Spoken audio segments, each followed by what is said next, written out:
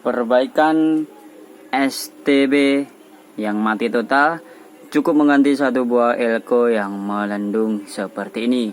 Kita bisa memperbaikannya sendiri. Oke, kita colokkan dan kita lihat apa yang terjadi. Oke, untuk STB mati total ini ada yang rusak satu buah elko.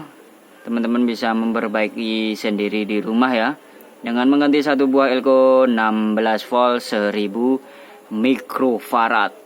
Oke, ini saya ganti dengan 2200 mikrofarad. Oke, mantap.